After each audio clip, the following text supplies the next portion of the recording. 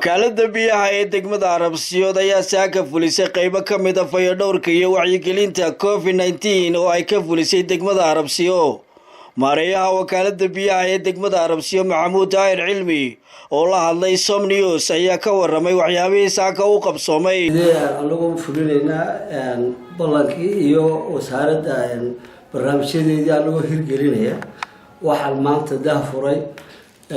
halkii faraxalka oo farahooda nadiifiyaan sida diinteeduna furayso waa inuu weyse qaadano had iyo jeer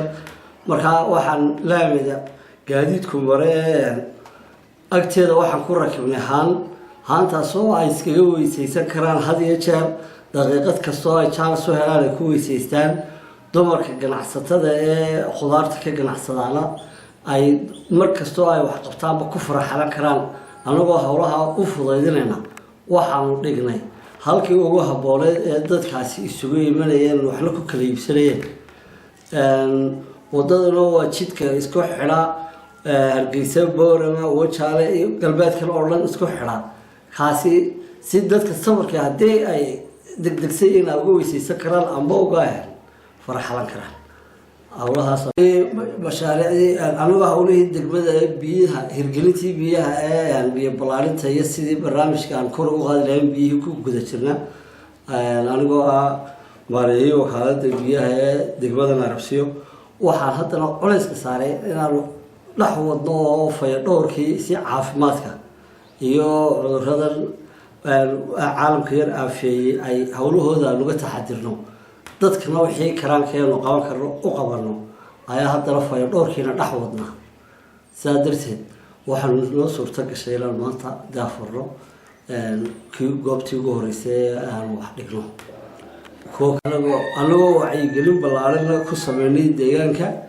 oo miyiga iyo ku hareeraysan degmada Arabsiyood meelaha qaar anaguba soo marnay meelaha kalena aan u dirnay dad wacyigelin aan u sameynay howlahaasaan maanta golofiska iyo habka bahasha iyo bahalada lagu faraxalanayo ee dawooyinka leh iyo wixii baaladii afka lagu xiranayay waxyaabahaas oo dhan oo wixii aan ka qaban karinay dadweynaha qaar aan gaarsiinay inta kale insha Allah wixii aan ka qabanayno waa loo qaban doonaa waxaasina howlahaasina waa howlihii wasaaradda caafimaadka qaybtii ay nafartay ee tallaabada ay loola socodsiinaysa qayb baan ka hirgelinay wasaaradda horumarinta biyaha iyaduna amarteedii fayadhowrka iyo heeganka biyaha waqti walba habeen maalin baan adeegno wadayaan iyo bulshada reer Arabsiyood baa waxaanu mar walba heegan u nahay inaan adeegno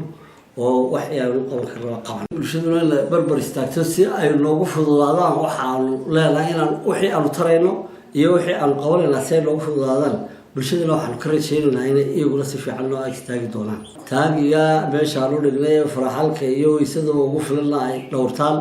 wixii kale agabe aanu soo kordhinayna waan soo kordhinayna